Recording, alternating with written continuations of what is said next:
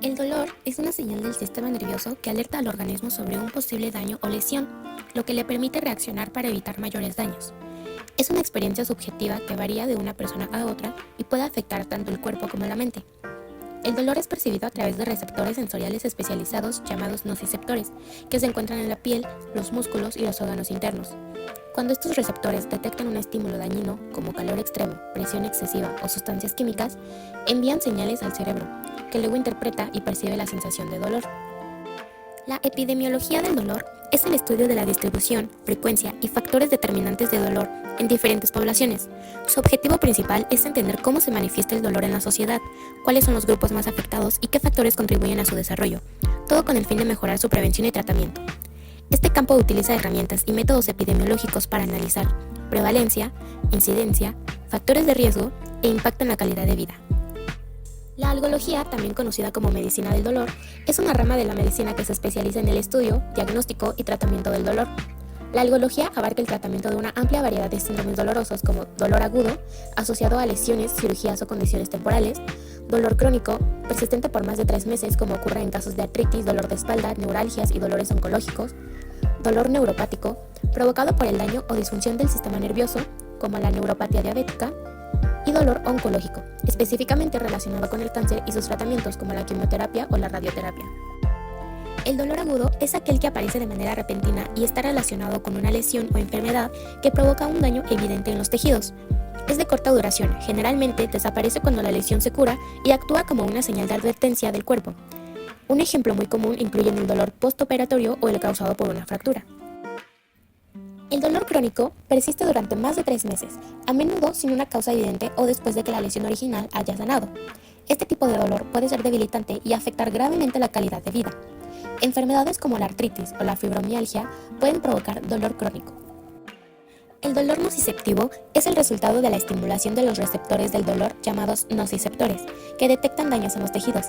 Se produce, por ejemplo, cuando alguien se quema o se corta o sufre una contusión. Este tipo de dolor puede ser somático, que es originado en piel, huesos o músculos, o en otro caso puede ser un dolor visceral, originado en los órganos internos. El dolor referido ocurre cuando el dolor que se siente en una parte del cuerpo tiene su origen en otra área. Un ejemplo clásico es el dolor en el brazo izquierdo durante un ataque cardíaco. Aunque el corazón está dañado, el cerebro puede interpretar la señal de dolor como proveniente del brazo. El dolor visceral es aquel que se origina en los órganos internos, como los intestinos, el estómago o el hígado. Suele ser difícil de localizar y se describe como un dolor profundo o difuso. Las personas lo experimentan a menudo como cólicos o presión, por ejemplo, en casos de apendicitis o cólicos renales.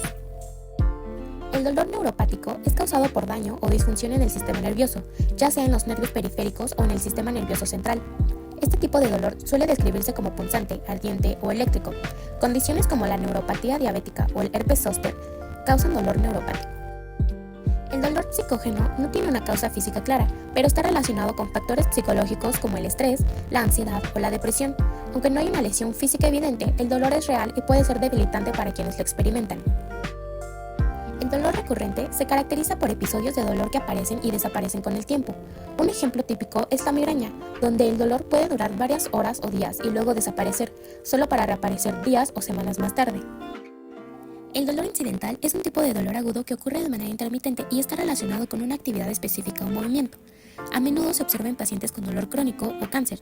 Por ejemplo, alguien con dolor óseo por metástasis puede experimentar dolor cada vez que se mueve de cierta manera. El término algia proviene del griego algos, que significa dolor.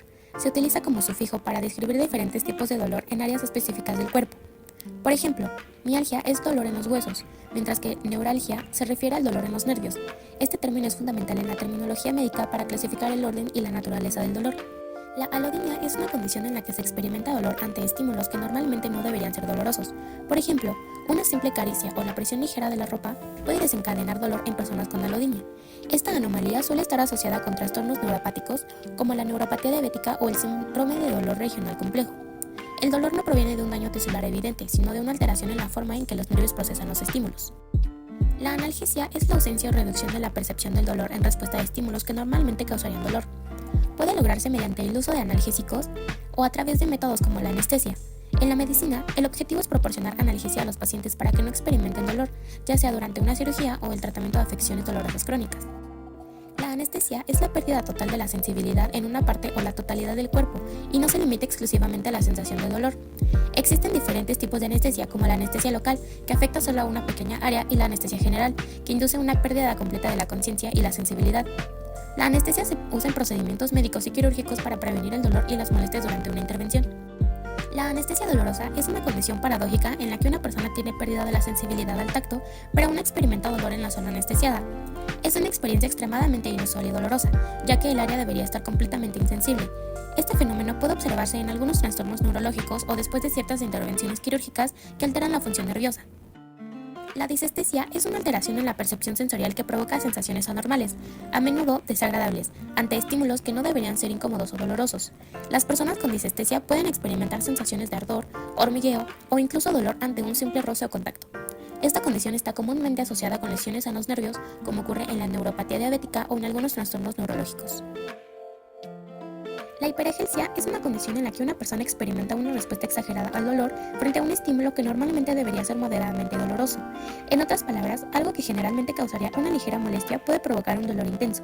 Esto puede ocurrir después de una lesión o inflamación o como resultado de alteraciones en el sistema nervioso, como en el caso de pacientes con fibromialgia o tras sufrir quemaduras. La hiperpatía es un síndrome en el que los estímulos repetidos o prolongados, incluso los leves, generan una respuesta dolorosa extrema. A menudo se combina con hiperalgesia, pero en este caso, además de la intensificación del dolor, puede haber un umbral aumentado para la percepción del estímulo. Es decir, la persona no siente el dolor inicialmente, pero cuando lo siente es mucho más fuerte de lo que sería normalmente. Esta condición suele estar asociada con lesiones nerviosas o neuropatías. La hipoestesia se refiere a la disminución de la sensibilidad en una parte del cuerpo. Las personas con hipoestesia pueden tener una capacidad reducida para sentir el tacto, la temperatura o el dolor. Esto ocurre, por ejemplo, cuando hay daño en los nervios periféricos, como en casos de neuropatía periférica o después de un trauma local que afecta a los nervios sensoriales. La hipoestesia es lo contrario de la hiperestesia, que es una sensibilidad aumentada. La parestesia es una sensación anormal de hormigueo, entumecimiento o pinchazos que ocurre sin una causa aparente. Estas sensaciones pueden ser temporales, como el adormecimiento que ocurre cuando una extremidad está dormida debido a la presión prolongada sobre un nervio, o crónicas, como el caso de enfermedades que afectan los nervios como la esclerosis múltiple o la neuropatía diabética. Aunque no siempre es dolorosa, la parestesia puede ser molesta y desconcentrante para quienes la experimentan. El umbral del dolor es el punto en el que un estímulo físico comienza a ser percibido como doloroso. Este umbral varía entre individuos y puede estar influenciado por factores biológicos, psicológicos y culturales. Algunos factores que pueden reducir el umbral del dolor incluyen el estrés, la fatiga y ciertas enfermedades, mientras que factores como el entrenamiento físico y técnicas de relajación pueden elevarlo. Es importante destacar que el umbral del dolor es diferente a la tolerancia al dolor, que se refiere a la cantidad del dolor que una persona puede soportar antes de que se vuelva insoportable. En la Biblia hebrea, el dolor es visto principalmente como un castigo divino o una prueba espiritual. En textos como el libro de Job, el sufrimiento físico y emocional es interpretado como una prueba de fe. El dolor también aparece como una consecuencia del pecado original, como en el Génesis, cuando Dios dice a Eva que experimentará dolor durante el parto. El dolor, por lo tanto, es una experiencia vinculada a la mortalidad y la condición humana, pero también es visto como una oportunidad para la redención y la cercanía con lo divino. Aunque René Descartes formuló su teoría del dolor en el siglo XVII, su visión fue influyente durante mucho tiempo, incluso hasta el siglo XIX. En su obra Tratado del Hombre, en 1644, Descartes propuso que el dolor era una señal física que viajaba directamente desde la zona afectada hasta el cerebro a través de los nervios como si fueran cuerdas o cables. Esta teoría mecanicista planteaba que el cuerpo y la mente eran entidades separadas y que el dolor era simplemente una respuesta fisiológica. Aunque Descartes no vivió en 1803, su modelo de dolor todavía influía en la medicina en esa época. El dolor no es solo una experiencia física, sino que tiene varios componentes que interactúan para formar la experiencia total. Componente sensorial. Es la percepción física del dolor, como el dolor agudo o ardiente, y se relaciona con la intensidad, localización y duración. Componente emocional. El dolor está relacionado con reacciones emocionales como el miedo, la ansiedad o la tristeza. Este componente puede influir en la percepción del dolor y en cómo se maneja emocionalmente. Componente cognitivo. Esto incluye la interpretación o el significado que una persona le da al dolor, como cuando se considera una señal de alarma o una experiencia que debe soportarse. Componente conductual. Es la respuesta observable al dolor, como el llanto, la inmovilidad o las conductas de evitación. A lo largo de la historia, han surgido varias teorías que buscan explicar cómo percibimos y procesamos el dolor. Algunas de las más importantes son: teoría de la especificidad, siglo XVII, Propone que existen receptores específicos en el cuerpo diseñados para percibir el dolor y que las señales viajan directamente a través de los nervios hasta el cerebro. Esta fue la primera teoría moderna sobre el dolor. Teoría del patrón, 1940. Esta teoría sugiere que no existen receptores específicos para el dolor. En su lugar, la intensidad y el patrón de los impulsos nerviosos determinan si se percibe el dolor. Teoría del control de la puerta, 1965. Propuesta por Ronald Melzack y Patrick Wall. Esta teoría revolucionaria plantea que existen puertas en la médula espinal que pueden abrirse o cerrarse modulando la transmisión de las señales del dolor hacia el cerebro. El estado emocional y las señales nerviosas no relacionadas con el dolor pueden influir en estas puertas, reduciendo o amplificando la percepción del dolor. Teoría biopsicosocial, 1980. Propone que el dolor es una experiencia compleja que surge de la interacción entre factores biológicos, psicológicos y sociales. No solo el daño físico es importante, sino también el estado emocional y el contexto social de la persona.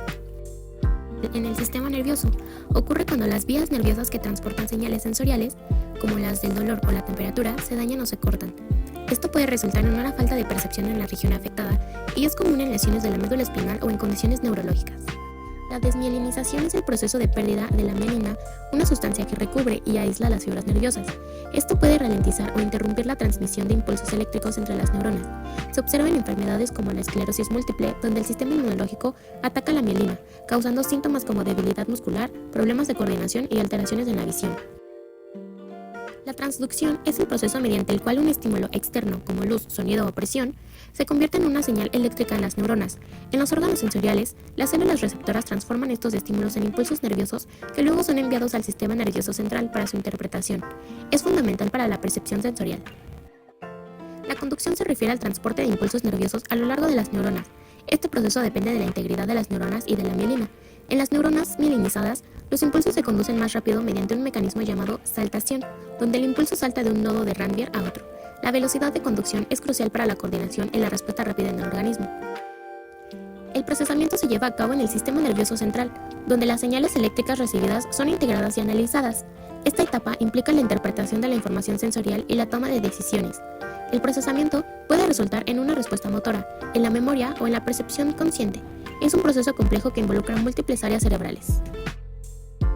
La modulación del dolor es el proceso mediante el cual el cuerpo ajusta la percepción del dolor a través de diversos mecanismos.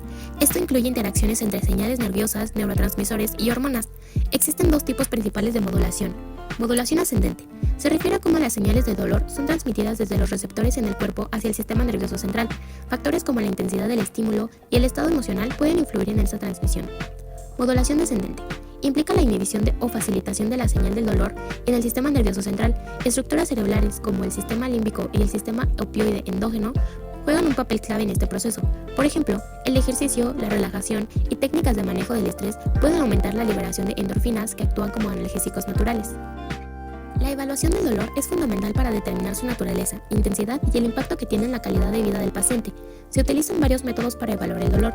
Escalas verbales, como la escala numérica del dolor 0 a 10 o la escala visual análoga, una línea en la que el paciente indica su nivel de dolor.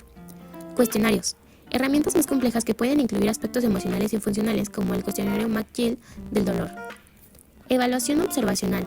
En pacientes que no pueden comunicarse, se pueden observar conductas o signos fisiológicos que indican dolor, como el cambio en la expresión facial o el aumento de frecuencia cardíaca. El dolor puede clasificarse en diferentes categorías según su intensidad. Dolor leve. Generalmente tolerable y no incapacita al individuo. Puede ser manejado con analgésicos de venta libre. Dolor moderado. Afecta las actividades diarias y puede requerir medicación prescrita. Se presenta en condiciones como lesiones deportivas o dolores de cabeza. Dolor severo. Puede ser incapacitante y a menudo requiere tratamiento médico intensivo. Este tipo de dolor se encuentra en enfermedades crónicas, traumas graves o en etapas avanzadas de enfermedades. El cuestionario de McGill del dolor es una herramienta de evaluación diseñada para medir la experiencia del dolor en los pacientes. Fue desarrollada por el Dr. Ronald Melzack y se basa en tres componentes principales. Sensación del dolor. Permite al paciente describir su dolor utilizando adjetivos que se reflejan diferentes cualidades. Por ejemplo, punzante, sordo, ardiente. Intensidad del dolor. Incluye escalas que ayudan a cuantificar el nivel de dolor que experimenta el paciente, lo que facilita su evaluación. Impacto emocional. Evalúa el efecto del dolor en la calidad de vida del paciente, considerando factores emocionales y psicológicos asociados. El cuestionario es valioso porque no solo mide la intensidad del dolor, sino también su calidad y el impacto que tienen en la vida diaria. Esto ayuda a los profesionales de la salud a crear planes de tratamiento más personalizados. El círculo vicioso del dolor es un concepto que describe cómo el dolor puede perpetuarse y agravarse a lo largo del tiempo. Este ciclo puede incluir dolor. La experiencia inicial del dolor puede provocar cambios fisiológicos y emocionales. Reacción emocional. El dolor puede causar ansiedad, depresión y estrés, lo que a su vez puede aumentar la percepción del dolor. Limitaciones funcionales. El miedo al dolor puede llevar a evitar actividades, resultando en debilidad muscular y reducción de la movilidad. Aumento de la sensibilidad. La falta de movimiento y el estrés emocional pueden incrementar la sensibilidad al dolor, perpetuando el ciclo. Alicia es un modelo que aborda el dolor crónico y su tratamiento. Alicia es un acrónimo que significa A. Atención. Prestar atención a la experiencia del dolor del paciente, no solo desde un punto de vista físico, sino también emocional. L. Localización. Identificar la ubicación y el tipo de dolor que experimenta el paciente. I. Intensidad. Evaluar la severidad del dolor utilizando escalas y cuestionarios. C. Causas. Analizar las causas del dolor considerando factores físicos, psicológicos y sociales. I. Intervenciones. Proponer tratamientos y estrategias para abordar el dolor, que pueden incluir terapias físicas, farmacológicas y psicológicas. A. Adaptación. Fomentar la adaptación del paciente a su condición, promoviendo el autocuidado y la educación sobre el manejo del dolor. El decálogo del dolor es una herramienta que se utiliza para evaluar la percepción del dolor y su impacto en la vida diaria de una persona. Este cuestionario se basa en 10 principios clave que ayudan a los profesionales de la salud a comprender mejor la experiencia del dolor del paciente. Algunos aspectos importantes incluyen: definición del dolor. Reconocer que el dolor es una experiencia subjetiva y personal. Evaluación integral. Considerar no solo la intensidad del dolor, sino también su calidad, duración y el contexto emocional del paciente. Importancia de la comunicación. Fomentar un diálogo abierto entre paciente y el profesional para obtener información precisa. Enfoque multidisciplinario. Incluir diferentes enfoques y tratamientos como terapia física y psicológica y farmacológica. La despolarización es un proceso crucial en la transmisión de impulsos nerviosos. Ocurre cuando la membrana de una neurona cambia su potencial eléctrico, volviéndose más positiva. Este proceso se produce a través de apertura de canales iónicos. Cuando un estímulo activa la neurona, se abren canales de sodio en la membrana celular. Esto permite que los iones de sodio entren en la célula, cambiando el potencial de membrana. Generación del potencial de acción. Si la despolarización alcanza un umbral específico, se genera un potencial de acción, que es un impulso eléctrico que viaja a lo largo del axón de la neurona. La sinapsis es la conexión entre dos neuronas, donde se transmite la señal nerviosa. Este proceso se puede clasificar en dos tipos. Sinapsis eléctrica. Ocurre a través de uniones gap, que permiten la transmisión directa de impulsos eléctricos entre neuronas. Sinapsis química. Es más común y se basa en la liberación de neurotransmisores. Cuando un impulso nervioso llega al terminal axónico, se liberan neurotransmisores que atraviesan el espacio sináptico y se unen a receptores en la neurona postsináptica, desencadenando una nueva despolarización. La conducción saltatoria es un mecanismo de transmisión de impulsos eléctricos en neuronas mielinizadas, donde el impulso salta de un nodo de Ranvier a otro. Este proceso tiene varias características importantes. Aislamiento. La mielina, una sustancia que recubre los axones, actúa como aislante, lo que reduce la pérdida de impulso eléctrico. Nodos de Ranvier. Son puntos en el axón donde la mielina está ausente. En estos nodos, los canales de sodio están concentrados, permitiendo que la despolarización ocurra de manera rápida. Eficiencia. La conducción saltatoria permite que los impulsos nerviosos se transmitan mucho más rápido en comparación con las neuronas no mielinizadas, lo que es crucial para respuestas rápidas del sistema nervioso. Las fibras A delta son un tipo de fibra nerviosa que transmite señales de dolor agudo y temperatura. Una característica principal es que son mielinizadas, tienen una vaina de mielina que permite una conducción rápida del impulso nervioso, lo que resulta en una respuesta rápida al dolor. Llegan a tener un diámetro más grande que las fibras C, lo que contribuye a su velocidad de conducción, que puede alcanzar hasta los 30 metros por segundo.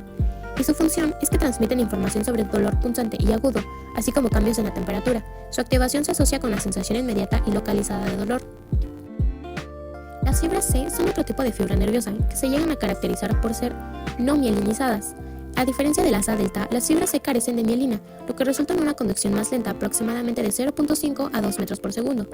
Llegan a ser con un diámetro más delgadas que las A delta, y su función es transmitir señales de dolor crónico, difuso y sordo, así como sensaciones de temperatura, especialmente el calor. Su activación provoca una sensación de dolor que es más prolongada y menos localizada. La sustancia P es un neuropéptido que juega un papel crucial en la transmisión del dolor. Actúa como un neurotransmisor en las neuronas que transmiten dolor y está involucrada en la percepción y modulación del dolor. Se libera en respuesta a estímulos nociceptivos. Esto se va a encontrar en el sistema nervioso central y en las terminales de las fibras nerviosas periféricas. La sustancia P está asociada con la inflamación y puede aumentar la sensibilidad al dolor. También tiene un papel en la transmisión de señales de estrés y en la respuesta emocional al dolor. El ácido gamma-aminobutírico es el principal neurotransmisor inhibidor del sistema nervioso central. Este inhibe la excitación neuronal y ayuda a regular la actividad neuronal en el cerebro y la médula espinal. Esto es fundamental para prevenir la sobreexcitación que puede llevar a estados de dolor crónico. Actúa a través de receptores GABA A y GABA B, que pueden provocar efectos rápidos o más lentos. La modulación de la actividad del GABA puede afectar la percepción del dolor. Una disminución en la actividad del GABA puede estar asociada con condiciones de dolor crónico, mientras que algunos tratamientos analgésicos pueden potenciar la acción del GABA para reducir el dolor. El glutamato es el principal neurotransmisor excitador en el sistema nervioso central. Juega un papel crucial en la transmisión de señales entre neuronas, especialmente en la formación de sinapsis y el proceso de aprendizaje y memoria. Actúa sobre varios tipos de receptores, incluyendo los receptores NMDA, AMPA y kainato. La activación de estos receptores puede desencadenar despolarización en la neurona postsináptica, promoviendo la excitación neuronal. El glutamato está implicado en la transmisión del dolor, especialmente en la sensibilización del sistema nervioso. Su liberación en la médula espinal puede aumentar la percepción del dolor y contribuir a la hiperalgesia. La acetilcolina es un neurotransmisor que tiene un papel fundamental en el sistema nervioso tanto central como periférico. Participa en la transmisión de señales en la sinapsis, siendo crucial para la contracción muscular y en la comunicación entre neuronas. Se une a los receptores nicotínicos y muscarínicos, mediando efectos tanto excitadores como inhibidores. En el sistema nervioso central está involucrada en funciones cognitivas y en el control del ciclo sueño-vigilia. Aunque no se asocia directamente con el dolor de la misma manera que el glutamato, la acetilcolina puede influir en la modulación del dolor a través de su acción en circuitos neuronales que afectan la respuesta al dolor y la inflamación. La sensibilización periférica es un proceso que ocurre en los nervios y tejidos periféricos en respuesta a estímulos nociceptivos. La inflamación y la liberación de mediadores químicos sensibilizan las fibras nerviosas que transmiten el dolor. Esto hace que se vuelvan más receptivas a estímulos que normalmente no causarían dolor. Puede resultar en hiperalgesia y alodinia. Esto es muy común en lesiones y condiciones inflamatorias. La sensibilización central se refiere a la amplificación del dolor que ocurre en el sistema nervioso central, especialmente en la médula espinal y el cerebro. La actividad sostenida de señales de dolor puede llevar a cambios en la excitabilidad de las neuronas de la médula espinal. Esto puede resultar en la activación de neuronas que normalmente no responderían a estímulos dolorosos. Como consecuencia, puede contribuir a la percepción del dolor crónico y a trastornos como la fibromialgia y la migraña. La sensibilización central se caracteriza por una respuesta exagerada a los estímulos, lo que se traduce en hiperalgesia y alodinia. El sistema ascendente es responsable de la transmisión de señales desde los receptores del dolor hacia el sistema nervioso central. Las fibras nerviosas que transmiten el dolor llevan las señales a través de la médula espinal hacia el tronco encefálico y luego al tálamo y finalmente a áreas corticales específicas. Su función permite que el cerebro perciba e interprete el dolor, así como la localización y la naturaleza del estímulo nocivo. El sistema regulador descendente modula la transmisión del dolor en el sistema nervioso central. Involucra estructuras cerebrales como el cerebro medio, la sustancia gris periacueductal y el locus coeruleus, que pueden inhibir la transmisión de señales dolorosas. Utiliza neurotransmisores como la serotonina, norepinefrina y endorfinas para regular la percepción del dolor, aumentando o disminuyendo la respuesta según sea necesario. El dolor referido es un fenómeno en el que el dolor se percibe en una parte del cuerpo, diferente a la que está ocurriendo la lesión o el estímulo nocivo. Ocurre debido a la convergencia de las vías nerviosas en la médula espinal, donde las señales de diferentes áreas pueden ser interpretadas como provenientes de un único lugar. El dolor irradiado es un tipo de dolor que se extiende desde su origen a otras áreas del cuerpo. Puede ser causado por la compresión o irritación de nervios, como en hernias discales, donde el dolor se irradia a lo largo del trayecto del nervio afectado. A menudo se describe como un dolor que viaja a lo largo de un nervio y puede ir acompañado de otros síntomas como hormigueo o debilidad en las áreas afectadas. El dolor fantasma es la percepción de dolor en una parte del cuerpo que ha sido amputada o que no está presente. Se cree que resulta de la reorganización del sistema nervioso central después de la pérdida de una extremidad. Las áreas corticales que antes representaban la extremidad pueden continuar recibiendo señales de dolor o ser estimuladas de manera errónea. Los pacientes pueden experimentar sensaciones de dolor, picazón o calor en la parte que falta, lo que puede ser muy angustiante. El homúnculo de cortical es un modelo que representa la organización del cuerpo en la corteza cerebral, específicamente en el área sensorial y motora. Muestra cómo diferentes partes del cuerpo están representadas en la corteza cerebral, donde las áreas del cuerpo que requieren mayor destreza o que son más sensibles tienen una representación más grande. Este modelo ayuda a comprender cómo el cerebro procesa la información sensorial y motora, y es fundamental en la neurociencia para estudiar la percepción del dolor y la función motora. Un miotoma es una región de músculo esquelético que está inervada por un solo nervio raquídeo.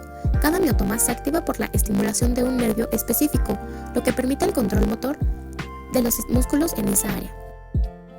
Un dermatoma es una área de piel que es inervada por un solo nervio raquídeo. Los dermatomas son cruciales para la percepción sensorial, ya que cada uno de ellos transmite sensaciones como el tacto, la temperatura y el dolor desde una región específica de la piel al sistema nervioso central. La pulpitis es la inflamación de la pulpa dental y se clasifica en dos tipos principales. Pulpitis reversible. Esta condición se caracteriza por una inflamación leve. Los síntomas pueden incluir sensibilidad temporal a estímulos térmicos o químicos. Si se elimina el irritante, la pulpa puede recuperarse. Pulpitis irreversible. En este caso, la inflamación es severa y la pulpa no puede recuperarse. Los síntomas suelen ser dolor agudo y persistente, que puede ser espontáneo y agravarse con la temperatura caliente. Puede requerir tratamiento de conducto o extracción dental. Existen varias teorías que intentan explicar el dolor pulpar. Teoría del dolor de células nociceptivas. Propone que las células nerviosas en la pulpa dental son activadas por estímulos nocivos y envían señales de dolor al sistema nervioso central. Teoría de la sensibilización central. Sugiere que la inflamación y el daño en la pulpa pueden llevar a un aumento de la excitabilidad en el sistema nervioso central, haciendo que el dolor se sienta más intenso. Teoría de la puerta de entrada. Esta teoría plantea que las fibras nerviosas que transmiten el dolor pueden ser moduladas en la médula espinal, donde se decide si las señales de dolor llegan al cerebro. La activación de fibras de mayor diámetro puede inhibir la transmisión del dolor. El diagnóstico del dolor pulpar implica una serie de métodos clínicos. Historia clínica. Se evalúa la historia médica y dental del paciente, incluyendo el inicio, la duración y la naturaleza del dolor. Exámenes clínicos. Incluyen pruebas de sensibilidad térmica, pruebas eléctricas y pruebas de percusión para evaluar la respuesta del diente afectado. Radiografías. Se utilizan para observar cambios en la estructura ósea y en el diente, como la presencia de caries, abscesos o lesiones periapicales. Diagnóstico diferencial. Es importante diferenciar el dolor pulpar de otras condiciones, como el dolor periodontal o la neuralgia, que pueden presentar síntomas similares. El dolor en la articulación temporomandibular puede manifestarse de diversas maneras y se puede clasificar en varios tipos. Dolor agudo. Generalmente se presenta de forma repentina y puede ser consecuencia de una lesión o inflamación en la ATM. Este tipo de dolor suele ser intenso y puede estar asociado con limitaciones del movimiento. Dolor crónico. Es un dolor persistente que dura más de 3 meses. Puede estar asociado a trastornos como la disfunción temporomandibular y suele ser más complejo, involucrando no solo la ATM, sino también factores musculares y psicológicos. Dolor referido. Este tipo de dolor se siente en áreas distintas a la fuente de dolor real. Por ejemplo, el dolor en la ATM puede irradiar hacia la cabeza, cuello o dientes, causando confusión en el diagnóstico. Varios músculos pueden estar implicados en el dolor de la ATM. Algunos de estos músculos son macetero. Este músculo es uno de los principales responsables de la masticación. La tensión o el espasmo en el macetero puede causar dolor que se siente en la región de la mandíbula. Temporal.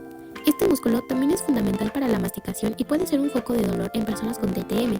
La palpación en la zona temporal puede revelar sensibilidad. Pterigoideos. Estos músculos son importantes en los movimientos de la apertura y cierre de la mandíbula. La tensión en estos músculos puede contribuir al dolor en la ATM. Esternocleidomastoideo y trapecio. Aunque no están directamente relacionados con la ATM, la tensión en estos músculos del cuello y la espalda superior puede exagerar el dolor en la articulación.